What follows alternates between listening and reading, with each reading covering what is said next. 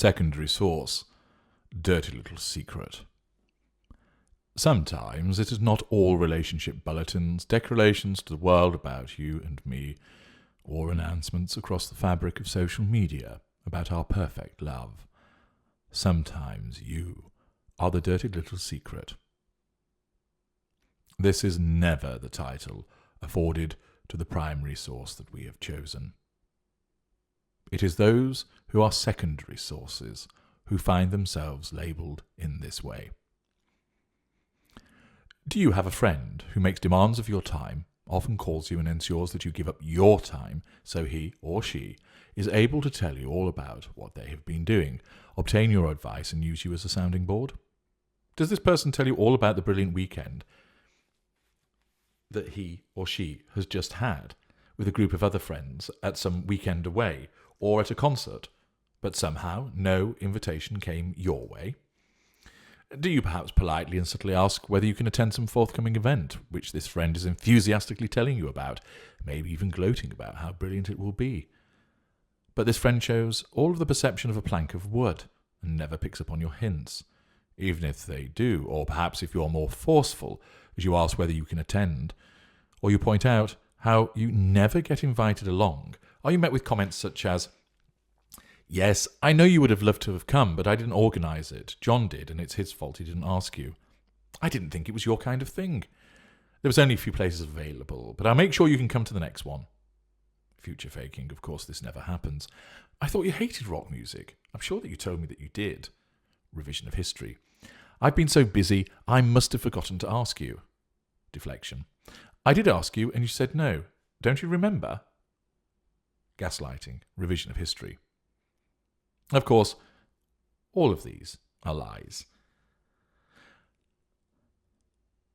Such a person rests within our inner circle, the select few who are our appointed guardians of our reputations, loyal lieutenants, and brainwashed and indoctrinated to fawn over us, carry out our demands and provide us with fuel. You are not in the inner circle. You are a non-intimate dirty little secret, a non-intimate secondary source. In fact, the inner circle doesn't even know about you. Those non-intimate secondary sources that form the inner circle are never told about your existence. It's almost as if we're embarrassed by your existence. When we spend time with you, we string you along with future faking. We allow you to bask in our greatness, and at first it feels good to have such an interesting, charismatic, and seemingly attentive friend. You may attract the label of friend, and you will sit in the outer circle, but you are a dirty little secret, secondary source. We don't want our inner circle to know about you, because whilst you serve an excellent purpose in providing us with fuel, character traits, and residual benefits, we need to keep you boxed away. Your fuel is plentiful. You exhibit enthusiasm when we tell you with just a moment's notice, sense of entitlement, that we're coming to visit, and it's just the tip of your fuelberg. We instinctively recognise where lesser or mid-range, and consciously recognise where greater or ultra, that you are loyal, dependable, and faithful. We know that you will provide us with the fuel that we need, and that you are subjected to our control and submit readily. You are the person that will be the go-to individual when our fuel is beginning to run low. You are Captain Dependable. Whether it is a 3 a.m. call, not recognising boundaries, or an appearance on a wet and windy Monday evening in winter, you will always welcome us in, always take the call, and you always oblige us. We do, of course, make you feel special, flattery, trotting out the easy-to-mouth platitudes about how much we like being with you, flattery, how we enjoy your company, flattery, how it is good to know that we can depend on you, flattery. But, of course, all we are doing is controlling you by keeping you sweet and functioning just as we need. The reality is, we do not want other people knowing about you because you do not fit with the idea of how our life looks.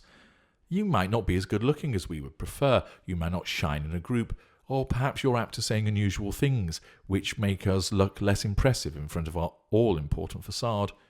No, We have a use for you. You provide us with fuel, character traits, and residual benefits. But you are the ghost at the feast. You're there, but you're not. You're kept in the background. You're used, but rarely abused, because you are the long-serving indentured servant of us. You are the loyal hound that sits in the corner of the kitchen, always ready to wag your tail for us, but too old and smelly and unappealing to be paraded at the show. This is the role of a non-intimate, dirty secret secondary source. A more common manifestation of this is the dirty little secret intimate partner secondary source. You were seduced and made into a secondary source, and within the blink of an eye, you were bedded, and the platitudes of love and dedication came pouring forth in order to control you and gain more fuel from you. We invariably use sex to manipulate you. There are those who are earmarked for promotion to the primary source. They are destined for better things, so long as they come up to proof with regard to the provision of fuel, character traits, residual benefits, and we can control them. There are those who are on the fast track to being installed as the primary source, and those individuals will be an intimate partner secondary source of a shelf variety or the candidate intimate partner secondary source. Those are the people that can expect to meet our children if we have them, to be introduced to our families, to our friends, our colleagues, to be paraded at certain and attend certain events with us, all at the humiliating cost to the currently devalued primary source who's on their way out, all being well, with the seduction of this relevant intimate partner secondary source, either shelf or candidate. The future is rosy for this person. Of course, it can change, but they are likely moving towards replacing the existing primary source, or if there isn't one, they are moving towards becoming the primary source rather than replacing. The dirty little secret intimate partner secondary source at the outset is never considered for promotion. That might change in time, but at the outset, when we allocate you to the role of dirty little secret intimate partner secondary source, there is not a chance that you're going anywhere else. Words might be whispered to the effect that somehow we will let you meet the family, that you can come to the Christmas ball at work, but they're just false promises, more future faking, and the crumbs of comfort which are scattered to stop you foraging elsewhere. When we allocate you the role of dirty secret, next to nobody knows about you. You are hidden in the tower, or more usually confined to the hotel room, the back of the car, the filing room at work. Whereas the intimate partner secondary source who is waiting for the top row may find themselves being picked up and put down, with intervals of silence in between the weekend hookups, as we test that person to gauge their suitability for promotion, it is a different dynamic for the dirty little secret intimate partner secondary source. The dirty little secret actually may well see quite a lot of us, in the backs of cars, in seedy motel rooms, in the back of the warehouse, the disabled toilet, the alley behind the house, and such like. You, as the dirty little secret, are never to be seen by our family, our friends, or even our colleagues. You remain hidden, because your presence in some way will offend our facade. Perhaps we are the dedicated family man, and thus we cannot be seen hanging out the back of you down some leafy lane at dusk. We are the champion of morals in our local community, and it would not be done for us to be known to be engaging in the debauchery we insist on when we are with you, as you ask us to spank us with a stick of celery or else dressed up. The primary source may well be in devaluation, but we do not want our facade to be affected, nor the control over the primary source affected by the knowledge of the filthy whore that we have 3 or 4 times a week. As a dirty little secret intimate partner secondary source, you are a pit stop for a delicious injection of fuel for us. That snatched 2 drinks in an out-of-town bar where you had to sit and wait for 2 hours before we showed up, you're a dirty little secret. Never allowed to call or message us before we have contacted you first, you are a dirty little secret. Never allowed to meet our friends, you are a dirty little secret. We wish to portray an image, and you don't fit with that image, but you are potent in terms of fuel, provide large amounts of it, and sometimes character traits and residual benefits. and you tend to be dedicated and desperate. You're always hanging on for that stolen hour in bed together. The occasional afternoon when we pretend to work, to have a meeting in the next state or county with us. You live for those moments, because in the time that you spend with us, you are in the glorious seduction as you're taken off the shelf. And, although you're the dirty little secret, we make you feel wonderful. We focus on you. We give you amazing sex. We are interesting, fun. We may buy you things. And we make the promises. Oh, the promises of what could be yours. The future faking with a dirty little secret is different to that of the intimate partner secondary source. The future faking with an intimate partner secondary source is born out of being torn between not wanting to lose a good source of fuel and the potential that this source has to perhaps become a primary source at some future juncture.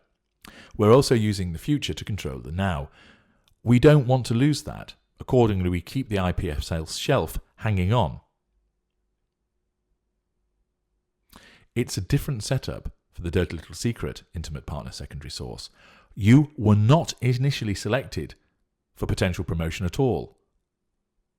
That, of course, can change over the course of the dynamic as we take you off the shelf, engage with you, put you back on the shelf, take you off the shelf, engage with you, put you back on the shelf.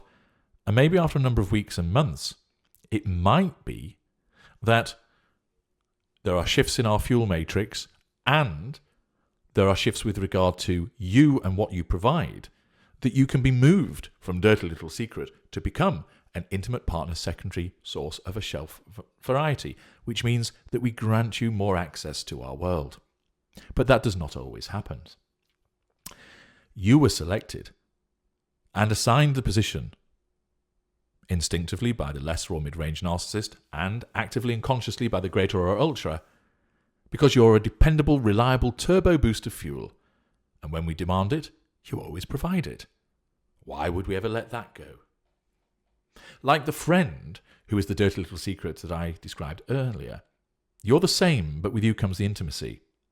You are the recipient of our oft-spewed sugary charms, and in receipt of our desire to use you for sex and the provision of fuel, we rarely take you anywhere for fear of detection, and our engagements are covert, hurried, and secretive. Yet this adds to our charm, our mystery, and, driven by your emotional thinking, your addiction, you want more of it. It is only when we are leaving you and you wonder what we are doing and who with, that you are left to rue the emptiness and the loneliness. Often you are triangulated as we tell you that we have to go now and return to the wife, or that we're going out with our friends, or that we're taking the wife to a dinner party. You are not allowed to complain, of course. To do so would be to threaten our control. But that is a reminder, again to control you through that triangulation, that you are just the dirty little secret. You're a secondary source. You are second best. You want more. You want to provide us with what you think we need to allow your goodness to shine for us. But initially we will not let that happen. Not outside of those hotel walls where we meet every Thursday evening. Unfortunately, when we recruited you, you did not fit in with the image that we wish to convey to the world. You do not fit in with what we wish to show. If we ever saw you in those early stages, or where there is no change from you being the dirty little secret, when we are out with members of our facade, be that family, friends or colleagues, we would invariably ignore you and pretend that we didn't know you. Of course, later that day, to bring you back under control, we would lay on the charm to excuse our behaviour, because of course we don't want to let go such a useful fuel repository. You are a brilliant stick-on emergency fuel patch, invariably always ready at the drop of the hat, scrambling to spend those precious few moments with us. You provide fuel and you remain hanging on, waiting for the day that you hopefully emerge blinking into the light of the golden period for the primary source. That is never going to happen directly at the outset of your allocation to this role. Not that we will ever admit that to you. That, of course, might change. But you have to exhibit your dedication, excellent fuel provision, submission to control, and even then it might not be enough to allow your promotion to happen. Although, sometimes it does. For now, however, you need to stay in that dark corner and wait for our call. After all, you are a dirty little secret.